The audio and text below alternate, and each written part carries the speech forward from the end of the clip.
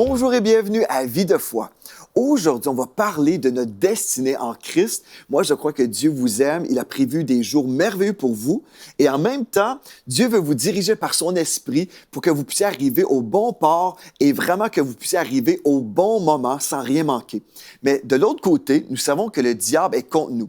Le diable, en fait, la Bible nous parle de lui comme étant le voleur. Il veut vous voler de votre destinée. Il veut vous faire prendre des détours. Il veut vous voler, vous égorger et vous détruire.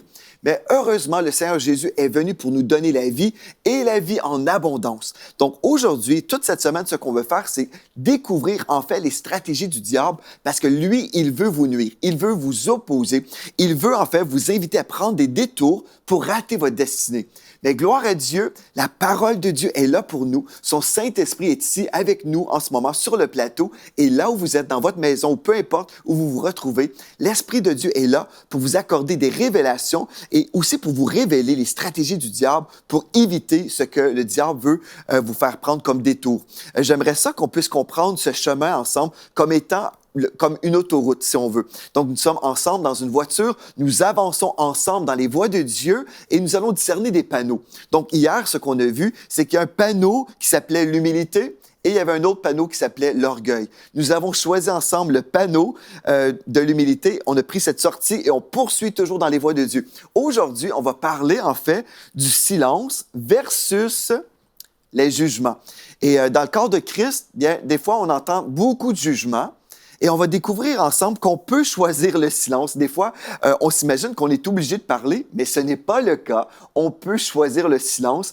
Et si on choisit en fait d'être silencieux au bon moment, bien gloire à Dieu, on demeure sur le chemin de Dieu, en fait. On ne prend pas de détour. Et c'est ça qu'on veut faire. Vous savez, moi, je crois, là, si nous sommes sages ensemble, partout à travers la francophonie, chaque enfant de Dieu qui entend ce message, chaque enfant de Dieu qui dit oui à la parole de Dieu, bien, on peut tous avancer plus rapidement. On peut accélérer plus rapidement dans la volonté de Dieu. Nous sommes ensemble dans cette voiture de notre destinée, sans prendre de détour, sans s'arrêter. On avance parce qu'on tourne nos regards vers la parole de Dieu et Dieu nous instruit. En fait, la Bible, souvent j'ai décrit la Bible comme étant la lettre d'amour du Seigneur pour nous, mais aussi on peut considérer cette parole comme étant le GPS qui ne prend jamais de détour, qui ne recalcule jamais le chemin. La parole de Dieu, c'est notre carte de route pour la vie. Et gloire à Dieu, ensemble, aujourd'hui, on va parler de la beauté du silence. Amen, gloire à Dieu. Donc, venez avec moi dans Proverbes chapitre 4 au verset 24 où nous lisons ensemble « Écarte de ta bouche la fausseté ». Donc, écarte de ta bouche la fausseté, éloigne de tes lèvres les détours. Donc, ce texte, dans Proverbe 4, verset 24, nous dit en fait qu'on peut choisir, en fait, d'écarter notre bouche de la fausseté. OK, on s'arrête, on se pose la question, mais pourquoi la fausseté? Pourquoi Dieu nous dit de ne pas avoir de faux discours? Bien, en fait, la fausseté, c'est tout ce qui est contraire à la parole de Dieu, n'est-ce pas? On peut être en désaccord avec ce que Dieu dit sur nous. Par exemple, hier, j'ai mentionné qu'on peut se disqualifier, on peut s'imaginer qu'on n'est pas assez bon pour faire telle ou telle chose, on peut s'imaginer que nous sommes trop jeunes, on n'a pas assez de ressources, on peut vraiment se disqualifier et on peut le déclarer aussi. Par exemple, on peut dire « je suis incapable de faire telle ou telle chose parce que, bien voilà, je ne parle pas bien, je ne suis pas assez sophistiqué, je n'ai pas assez d'argent ». On peut se disqualifier par des faussetés. Ce texte nous dit également « éloigne de tes lèvres les détours », ce qui nous prouve qu'on peut prendre un détour dans notre destinée par notre bouche, par les paroles qu'on va déclarer sur nous-mêmes ou qu'on peut déclarer sur des gens également. Donc ça, c'est une chose importante. Donc si c'est vrai, là, que ma bouche peut en fait me faire prendre un détour dans ma vie et dans toute ma destinée, je dois vraiment m'arrêter et m'examiner. Est-ce que j'ai pris un détour dans le passé? Est-ce que je suis en ce moment sur un chemin qui n'est pas celui du chemin accéléré? Si c'est le cas, on peut s'arrêter et dire « OK, je reprends la bonne route, gloire à Dieu ». Donc, une chose que j'aimerais vous dire, c'est que tout le monde a une opinion, n'est-ce pas? Tout le monde semble avoir une opinion et le silence se fait parfois assez rare. Par exemple, vous allez voir un film, vous êtes en famille ou avec des amis, bien, qu'est-ce que vous allez faire en sortant du cinéma? Typiquement, les gens vont dire « Ah, c'est un bon film, c'est un mauvais film », on va avoir une opinion. Et ce n'est pas mal en soi. Mais je vous donne ça comme illustration. Mais là, on peut transposer ça à l'Église aussi ou dans d'autres contextes chrétiens. Et des fois, les gens ont leur opinion. Et puis, des fois, l'opinion n'est pas toujours une parole de bénédiction. Des fois, c'est assez négatif. Donc, on veut faire attention. C'est correct d'avoir une opinion, mais on veut toujours avoir une opinion qui va honorer le Seigneur et qui va aussi être en accord avec la parole de Dieu. Vous savez, bon, comme je vous dis, tout le monde a une opinion. Et pourtant, la Bible nous fait vraiment l'éloge du silence. Dans notre société, on pense toujours qu'on doit parler, qu'on doit toujours se prononcer sur tout, mais la Bible nous dit en fait, dans Proverbes chapitre 17, au verset 28, dans la version seconde, même le fou, quand il se tait, passe pour sage. Celui qui ferme ses lèvres est un homme intelligent. Wow! C'est drôle à lire ça parce qu'on se dit, bon, même un fou, quand il se tait, passe pour un sage. Donc, on n'est pas obligé de rien dire et juste notre silence peut créer l'illusion que nous sommes super intelligents. C'est quand même drôle. Mais c'est une réalité aussi. Donc, on n'est pas obligé de toujours parler et on veut aussi nuancer parce que le silence total, ce n'est pas la volonté de Dieu non plus. Donc, il y a des gens qui ne parlent jamais, qui ne veulent pas s'exprimer, qui sont plutôt dans la crainte. Ils ont toujours peur de ne pas bien parler ou de trop parler. Non, on ne veut pas vivre dans la crainte, on veut juste vivre dans la sagesse, n'est-ce pas? Donc, précisons qu'il il y a vraiment un temps où nous devons parler. Par exemple, Dieu nous appelle à annoncer l'Évangile. Donc, oui, je dois ouvrir la bouche pour annoncer la bonne nouvelle. Donc, ça, c'est un bon moment où on devrait parler. Donc, je vais annoncer la bonne nouvelle de l'Évangile, la bonne nouvelle du salut en Jésus-Christ. Aussi pour se tenir dans la vérité, pour se tenir pour la vérité. Parfois, je vais devoir dire des choses, même si je ne veux pas m'exprimer. Peut-être je suis dans une situation où je dois vraiment me tenir pour la vérité. En fait, je dois prendre une position pour le Seigneur, pour l'intégrité, par exemple, pour défendre l'innocent. Parfois, je dois parler. Et c'est un péché même de demeurer dans le silence. Donc, vous savez, on doit faire la part des choses. Parce que si quelqu'un se fait faussement accuser, et puis moi, je connais la vérité sur une situation et je suis dans le silence, bien, je contribue, en fait, à dénigrer cette personne d'une façon silencieuse. Si, admettons, je sais vraiment que c'est un mensonge qu'on invente, c'est un mensonge, en fait, qu'on éparpille, si on veut, si, en fait, je permets au mensonge de prospérer. Si je permets au mensonge de prospérer, en fait, bien, je suis aussi fautif. Amen? Donc ça, c'est une chose très importante qu'on veut comprendre pour faire la part des choses. Donc oui, le silence, c'est permis, mais aussi, il faut parler au bon moment. Dans Matthieu 7, maintenant, j'aimerais ça vous inviter. Matthieu 7, et puis au premier verset. Là, on va voir ensemble un texte hyper important. Si nous sommes enfants de Dieu, si nous sommes sur ce chemin qui avance dans notre destinée, on veut vraiment être conscient que ce panneau, en fait, du silence est là et vraiment, Dieu nous appelle à être remplis de sagesse. Matthieu 7, verset 1 nous dit, « Ne jugez point, afin que vous ne soyez point jugés. » Donc, ce texte-là, je le répète, Matthieu, chapitre 7, au premier verset. Si vous avez vos Bibles, vous pouvez sortir votre Bible et, oui, l'entendre quand je vous parle, quand je vous lis ce texte-là, mais aussi le voir dans votre Bible. Matthieu 7, verset 1 nous dit, « Ne jugez point. » 3 mots. Ne jugez point. Ne jugez point, afin que vous ne soyez point jugés. Donc, ce texte-là est très clair, c'est facile à comprendre. Et pourtant, beaucoup de chrétiens n'appliquent pas cette parole. Plusieurs chrétiens jugent leur prochain, jugent en fait les motivations du cœur, jugent à un tel niveau où on peut soupçonner le mal chez notre frère, notre sœur ou des gens qui ne sont même pas chrétiens. On peut soupçonner des choses, juger, déclarer des choses. En fait, et en faisant ça, on prend un détour dans notre propre destinée. On ne le réalise pas, mais en fait, nous sommes en train de prendre un grand détour et puis au final, on se retrouve malheureux. Mais aujourd'hui, le Saint-Esprit est là pour nous parler, pour nous dire, non, revenez sur le bon chemin. Et si aujourd'hui, vous êtes avec moi, on va tous dire Amen. Mais là, on dit, OK, oui, Pasteur Joël, je sais que la Bible nous dit ne jugez point. En fait, le Seigneur nous disait ne jugez point, mais pourtant, on doit aussi comprendre que Dieu nous appelle à discerner et à juger. Et puis, donc, il faut être équilibré, n'est-ce pas? Donc, j'aimerais ça qu'on décortique en fait ce texte-là. Parce qu'aujourd'hui, on parle, en fait, on fait le contraste entre le silence et les jugements. Parce qu'il y a trop de jugement dans le corps de Christ. Trop de jugement. On juge trop souvent les gens et on s'imagine, on croit en fait que Dieu nous appelle à juger. Mais pourtant, la Bible nous dit « ne jugez point ». OK. Donc, attention, avons-nous une clause dans la Bible, une permission divine disant que nous pouvons juger les gens de temps en temps? Non, venez avec moi dans 1 Corinthiens chapitre 2.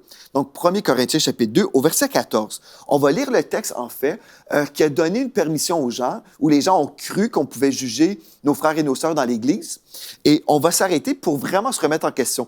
Si je me remets en question et je réalise, OK, là, vraiment, j'étais hyper charnel. Si je suis retardé ou ralenti dans mon élan, aujourd'hui, je vais faire un changement. Gloire à Dieu, je peux prendre cette décision et je vais changer les choses pour vraiment avancer. Si je peux vous dire, dans mon expérience de vie, dans mon expérience ministérielle, les gens qui avancent le plus dans le ministère, les gens qui sont propulsés vers l'avant, c'est des gens qui sont souvent silencieux. C'est des gens qui ne donnent pas leur opinion très souvent. J'aimerais vous qualifier tout ce que je viens de vous dire. Des fois, il y a des opportunités où on pourrait facilement juger, facilement commenter, facilement dire « Ah, ben moi, je pense ceci, je pense cela ». Et souvent, les gens qui sont dans mon entourage, souvent, ces gens-là sont dans le silence total. Et puis, c'est clair, on peut tous s'imaginer des choses, on pourrait tous s'imaginer des opinions potentielles, mais c'est le silence qui règne. On se dit « Mais pourquoi? » Parce qu'on a compris que Dieu nous dit qu'on ne doit pas juger. OK. Donc, je veux vous encourager. Peut-être que vous êtes là, vous dites « Oui, mais la Bible nous dit, dans 1 Corinthiens 2, verset 14, venez avec moi, 1 Corinthiens 2, 14, l'homme animal ou l'homme charnel ne reçoit pas les choses de l'Esprit de Dieu, car elles sont une folie pour lui et il ne peut les connaître parce que c'est spirituellement qu'on en juge. Donc ici, on juge quoi? Les choses de l'Esprit de Dieu. Dans le contexte, c'est ça, là. Les choses de l'Esprit de Dieu. Au verset 15, l'homme spirituel, au contraire, juge de tout et il n'est lui-même jugé par personne. Car qui a connu la pensée du Seigneur pour l'instruire? Or, nous avons la pensée de Christ. Donc, le texte en question qu'on veut vraiment souligner, c'est au verset 15. L'homme spirituel, au contraire, juge de tout. Donc, on a compris que Matthieu 7, 1 nous disait « Ne jugez point » et tous les enfants de Dieu de la planète disent « Amen, ne jugez point ». Et surtout, on dit « Amen » quand ça nous concerne. Quand on dit « Ne me jugez pas, je ne veux pas être jugé » et nous sommes d'accord. Oui, amen, on ne devrait pas juger notre prochain quand ça nous concerne. Mais quand c'est notre prochain à l'Église, quand c'est quelqu'un qui fait des choses qu'on n'aime pas trop, on prend le téléphone et on juge. La question que je veux vous répéter, avons-nous une clause dans la Bible? Avons-nous une permission divine disant qu'on peut juger les gens de temps en temps? OK. Bien, si vous êtes un pasteur d'Église, par exemple, vous avez une responsabilité spirituelle où vous devez juger si les choses se produisent selon le cœur de Dieu. Parce que Dieu vous appelle en tant que pasteur à protéger les brebis dans la bergerie. OK? Donc, vous avez un rôle spirituel. Et oui, en tant que pasteur ou gouverneur, selon la parole de Dieu, on parle du don de gouverner, vous devez vous assurer que l'ordre divin règne dans l'Église. Vous ne pouvez pas juger les cœurs, mais vous pouvez juger les actions pour protéger justement les brebis. Mais si vous n'êtes pas en autorité, vous n'êtes pas là, en fait, vous n'avez aucune autorité pour changer les choses et vous évaluez les frères et les sœurs de votre Église simplement parce que vous aimez juger les gens, il y a vraiment un danger pour vous et ce danger implique un méga détour dans votre destinée et peut-être vous allez prendre le champ totalement et ne jamais y arriver. Donc, faites attention. Donc, quand on parle ici, ce texte nous dit « ne jugez pas », OK, « ne jugez point », et dans 1 Corinthiens 2, verset 14, le texte nous dit je vais reprendre au début pour vraiment nous aider à comprendre. L'homme charnel ne reçoit pas les choses de l'Esprit de Dieu. Donc, les choses de l'Esprit de Dieu. On juge, en fait, si les choses sont selon l'Esprit de Dieu. Car elles sont une folie pour lui et il ne peut les connaître parce que c'est spirituellement qu'on en juge. Et encore une fois, on parle de quoi? On parle des choses de l'Esprit de Dieu. Au verset 15, l'homme spirituel, donc celui qui est né de nouveau, l'homme spirituel, au contraire, juge de tout. Ce texte ne dit pas que l'homme spirituel juge les cœurs ou juge tout le monde, mais il juge en fait de tout, c'est-à-dire entre le bien et le mal. Amen. Mais si nous ne sommes pas en autorité, il faut faire attention sur le comment on juge. Amen. Donc, il faut vraiment faire attention parce que Dieu donne une autorité à certaines personnes dans le corps de Christ pour protéger les brebis. Mais d'autres personnes, des fois, prennent un rôle qui ne leur revient pas. Ceci ne veut pas dire non plus qu'un pasteur est là pour juger les motivations du cœur ou les intentions du cœur, parce que seul Dieu connaît les cœurs. Mais le berger est là pour protéger les brebis des loups qui voudraient venir dévorer les brebis. Donc, vous comprenez? Donc, un pasteur a une responsabilité que la brebis n'a pas. Ça fait du sens. Gloire à Dieu. Donc, je vais juger entre le bien et le mal. Je vais juger de tout en ce qui concerne les choses spirituelles. Mais je n'arrive pas à un point dans ma vie où je vais juger les motivations du cœur, où je vais soupçonner le mal chez mon prochain. Et c'est là la grande différence, parce que dans le corps de Christ, on s'est donné une permission où on ne respectait pas la parole de Dieu dans Matthieu 7 qui dit, en fait, ne jugez point. Si Dieu nous dit ne jugez point, en fait, le Seigneur Jésus ne veut pas qu'on juge les cœurs. Il ne veut pas qu'on juge les personnes dans l'Église et qu'on dise, ah, moi, je pense que telle personne fait telle chose pour telle raison. Ah, je pense... Là, on est en train de rentrer dans la pensée de la personne. On s'imagine connaître, en fait, la personne à fond et puis c'est très dangereux. Parce qu'en fait, ce que Dieu nous demande vraiment, véritablement, on retrouve dans 1 Corinthiens chapitre 11 au verset 31, si nous nous jugions nous-mêmes, nous ne serons pas jugés. C'est très facile de juger notre prochain et souvent on refuse de se juger soi-même. Mais si je m'arrête et je dis, OK, Jésus a dit, ne jugez point. Ne jugez point. Je vais dire, OK, Jésus, tu me dis de ne pas juger, parfait. Mais qu'est-ce que ça veut dire au juste? Ça veut dire que je ne dois pas juger les cœurs, les motivations des gens. Parce que c'est seulement toi, Seigneur Jésus, qui connais tout le monde. C'est seulement toi qui connais le fin fond de la pensée d'une personne. Je peux juger des gestes. Par exemple, un homme qui bat sa femme, je peux juger que ce n'est pas selon le cœur de Dieu. Ce n'est pas une bonne chose. Non, on ne devrait pas battre notre femme. Amen. Donc, il y a des choses comme ça. Je vais juger de tout, c'est-à-dire entre le bien et le mal. Mais je ne jugerai pas les cœurs des gens. Ça, c'est une chose très importante. Donc, je vais vous lire le même texte, 1 Corinthiens chapitre 11, verset 31. Dans la Bible Sommaire, si nous discernions ce que nous sommes, nous ne tomberons pas sous le jugement. OK. Donc, je dois vraiment faire attention ici. Faites extrêmement attention à votre disposition du cœur en ce qui concerne même des prédications. Par exemple, vous êtes à l'église et là, un prédicateur, un pasteur emmène une parole et vous pouvez entendre la parole et commencer à entretenir un scénario dans vos pensées. Peut-être vous imaginez, ah, le pasteur dit telle chose parce que, bon, le pasteur a entendu des choses sur moi. Et là, plutôt que d'entendre la parole de Dieu et recevoir la parole, vous imaginez un scénario, là, vous imaginez que des gens dans l'Église ont parlé de votre situation. Et des fois, au début de l'Église, j'ai trouvé ça spécial parce que des fois, les gens venaient me voir à la toute fin, me disant, « Pasteur, est-ce que quelqu'un t'a raconté ma vie? » Je disais, « Non, pas du tout. » Est-ce que quelqu'un t'a raconté ce que je viens de vivre? Non, pas du tout. Et la personne se faisait voler, en fait, du message, croyant que j'étais au courant et que je racontais à tout le monde sa vie. Mais non, c'était l'Esprit de Dieu qui voulait venir enseigner la personne dans les voies de Dieu. Donc, Dieu, le Saint-Esprit, connaît toutes choses. Bon, peut-être certains pasteurs vont répéter des histoires privées, et puis ça, c'est un manque d'éthique. Ce n'est pas la vision de Dieu et la façon d'agir.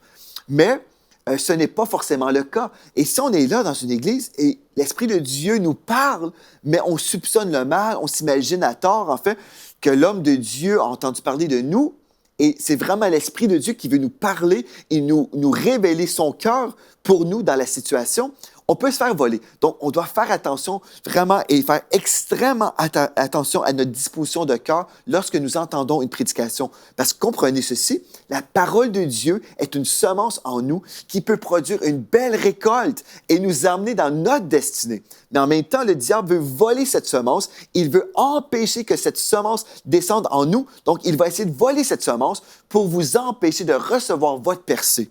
Donc, ne jugez pas les motivations d'une personne, car seul Dieu connaît les cœurs. Amen. Gloire à Dieu. Ne jugez pas. Récemment, on a eu un homme de Dieu qui était parmi nous, et puis il travaillait d'une façon différente lors de la prédication. Il a amené des points, mais selon sa culture, c'était très, très acceptable dans sa culture à lui. Chez nous, culturellement, c'était totalement différent. Et puis là, on pouvait s'imaginer, moi, j'imagine, en fait, que cet homme agit de telle façon à cause de telle raison, à cause de tel péché dans son cœur. Et là, on commence à embarquer dans des scénarios qui sont totalement dans le champ, finalement.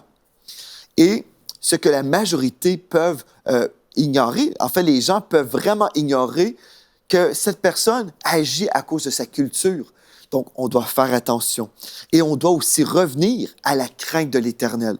Parce que si j'ai la crainte de l'Éternel, bien, je ne jugerai pas mon prochain. Et si Dieu m'appelle à juger, des fois entre le bien et le mal, je vais toujours faire attention de ne pas accuser faussement mon prochain. Si j'arrive à cet endroit dans ma vie spirituelle où j'ai une crainte de Dieu, où je dis, Seigneur, je veux vraiment juger entre le bien et le mal, oui, mais je veux faire attention, je ne veux pas dénigrer par mes paroles un homme de Dieu innocent, par exemple. Je ne veux pas dénigrer une sœur dans le Seigneur qui agit ou qui dit des choses. Et en fait, je ne veux pas prétendre être dans sa tête. Je ne veux pas prétendre connaître les profondeurs de son cœur parce que c'est seulement toi, Seigneur, qui connais toutes choses. Donc, parlons maintenant de la crainte de l'Éternel. Si j'ai la crainte de l'Éternel, je vais vouloir respecter sa parole qui nous dit de ne pas juger notre prochain. Amen. Dans Romains chapitre 14, au verset 4, nous lisons « Qui es-tu, toi qui juges un serviteur d'autrui? » Qui es-tu? Donc, je dois me poser la question, si je juge mon prochain, Dieu me pose la question « Qui es-tu, toi qui juges un serviteur d'autrui? » S'il se tient debout ou s'il tombe, cela regarde son maître. Mais il se tiendra debout, car le Seigneur a le pouvoir de l'affermir. Gloire à Dieu! Donc, je me pose la question, qui suis-je, moi, dans cette situation? Qui suis-je à juger un serviteur de Dieu? Qui suis-je à juger mon frère et ma sœur? Qui suis-je? Il faut vraiment faire attention. Puis si j'ai une crainte de Dieu, je vais être dans le silence. Aujourd'hui, nous sommes ensemble sur cette autoroute. On peut poursuivre sur notre chemin. On peut continuer à avancer. On peut rouler et avancer. Et l'Esprit de Dieu peut nous propulser toujours de plus en plus vers l'avant. On peut accélérer dans les voies de Dieu. Mais le diable peut nous mettre un panneau. Jugement, jugement, c'est le temps de juger notre prochain. Jugement, ouvre la bouche, juge, juge. Et je peux prendre mon volant et puis dire, OK, j'arrive ici parce que tout le monde semble aller dans cette direction. Tout le monde semble vouloir juger cette personne. Tout le monde semble vouloir emprunter ce chemin. Mais pendant que tout le monde prend ce détour, moi, je peux dire, non, non, non. L'Esprit de Dieu me dit, c'est le temps de fermer la bouche. C'est le temps de vraiment conserver la paix. C'est le temps d'être dans le silence. Et là, je peux être tenté. Ma chair peut vouloir s'exprimer et dire, ah oui, oui, moi aussi, je vais le dire. Moi aussi, je vais commenter. Mais là, en ouvrant la bouche, je prends un détour qui peut me coûter des années de temps. Il y a des gens qui prennent des détours comme ça et ne réalisent pas en fait que ce détour, c'est des années de détour. Parce que pendant ce temps-là, ils empruntent un chemin qui n'est pas celui de Dieu. Ce chemin, en fait, est rempli de péchés aussi. Parce que là, on entre dans une dimension spirituelle de calomnie, de médisance, de trahison. C'est rempli de péchés. Et on doit comprendre, en fait, que Dieu n'emprunte jamais le chemin du péché pour nous diriger. Jamais, jamais. Dieu est un Dieu de pureté, Dieu est un Dieu d'intégrité, un Dieu de transparence. Tout ce qu'on doit faire, tout ce qu'on est appelé à faire, c'est d'être dans la lumière. Dieu est dans la lumière toujours. Dieu est lumière et nous sommes la lumière du monde. On ne devrait jamais emprunter les chemins de la noirceur, les chemins des ténèbres, les chemins où il y a plein de péchés. Et quand, par exemple, j'ai emprunté ce chemin-là, et là, je peux me retrouver brisé plus tard. C'est comme si ma voiture peut frapper un arbre. Et là, je me retrouve dans le pétrin et je me dis, ah, mais Seigneur, qu'est-ce qui m'arrive? Pourquoi, Seigneur, tu m'as conduit ici? Là, on doit revenir à nous-mêmes et réaliser, non, non, non, ce n'est pas Dieu qui nous a dit de prendre ce détour. C'est le diable. On a suivi le mauvais panneau. Et là, si vous êtes dans cette situation en ce moment, vous dites, ah, bien, c'est moi, ce pasteur Joël. Ma vie, c'est le désastre. Mais c'est vrai que je passe ma vie à juger mon prochain. Des fois, Dieu nous appelle à juger pour notre propre protection ou pour protéger des gens. Il nous appelle à juger entre le bien et le mal, mais jamais un serviteur de Dieu, jamais pour juger les intentions du cœur. En fait, tout ce que je suis en train de vous dire, c'est que Dieu ne nous appelle pas à juger les cœurs, parce que c'est Dieu qui connaît les cœurs. Mais on peut juger entre le bien et le mal, entre la vérité et le mensonge, pour suivre le Seigneur qui se tient toujours dans la vérité. Amen. Donc ça, c'est hyper important. Une autre chose, dans 1 Chronique 16, verset 22, le texte nous dit « Ne touchez pas à ceux que j'ai désignés par onction et ne faites pas de mal à mes prophètes. Une leçon que j'ai pu apprendre dans ma vie, c'est de ne jamais parler contre un homme de Dieu, ne jamais parler contre un homme ou une femme de Dieu. Vous savez, il y a plusieurs années, ma grand-mère écoutait un prédicateur à la télévision. Et puis, elle aimait ce ministère, elle l'écoutait tous les matins. Et moi, personnellement, ce n'était pas du tout mon style. Je n'aimais pas vraiment le style de ce ministère-là. Mais en aucun temps, je voulais parler contre cet homme de Dieu. Parce que ma grand-mère était tellement bénie, elle aimait cet homme de Dieu. Et si je lui disais, « Ah, mais j'aime pas son style, j'aime pas ceci, j'aime pas cela », bien là, j'aurais pu ternir l'image de cet homme de Dieu aux yeux de ma grand-mère. Elle aurait pu peut-être commencer à croire comme moi. Ah, au final, peut-être ce n'est pas un homme de Dieu que je devrais écouter. Au final, peut-être, ah, c'est vrai que ce que tu dis, c'est vrai. Ah, et j'aurais pu perturber ma grand-mère qui était bénie par cet homme de Dieu. Peut-être moi, je n'apprécie pas un ministère en particulier, mais en aucun temps, je veux toucher à celui qui est loin de l'Éternel. Non, il faut faire attention. Pourquoi? Parce qu'en fait, la Bible nous dit, dans Nombre 12, verset 1, et même, on pourrait lire même verset 9 à 10, vous pourrez lire à la maison, le texte nous dit que Myriam et Aaron parlèrent contre Moïse. Et au verset 9, la colère de l'Éternel est venue contre eux. En fait, pourquoi? Parce que quand on parle contre un homme de Dieu, on parle contre celui qui a envoyé l'homme de Dieu. Donc, moi, j'ai appris dans ma vie, dans ma vie dans le Seigneur, ayant des parents qui m'ont enseigné comme ça, on ne parle pas contre les autorités spirituelles.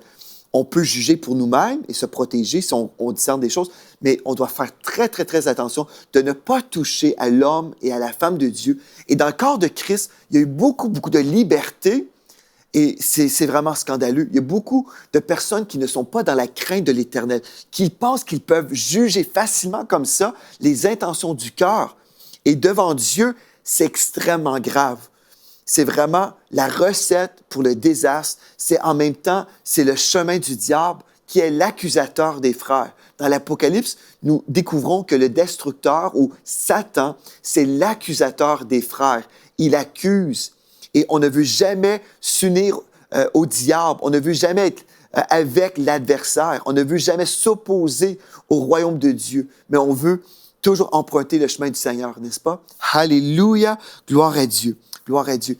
Bien, aujourd'hui, j'aimerais vous remercier d'avoir été là. Nous avons été bénis ensemble aujourd'hui. Pourquoi? Parce que nous avons choisi de prendre le chemin du silence. Gloire à Dieu. Le panneau est là. Le silence, oui, le bon jugement, le jugement spirituel, le jugement entre le bien et le mal, mais on ferme la porte au mauvais jugement, à la calomnie, à la médisance. On poursuit notre chemin ensemble dans les voies de Dieu et on arrive au bon port dans notre destinée bénie dans le nom de Jésus. Demain, on va poursuivre dans cette étude. On va parler maintenant de la puissance de la patience. Et si vous êtes fidèle et patient, vous allez entrer dans votre destinée. Merci d'avoir été là aujourd'hui. D'ici à demain, soyez richement bénis.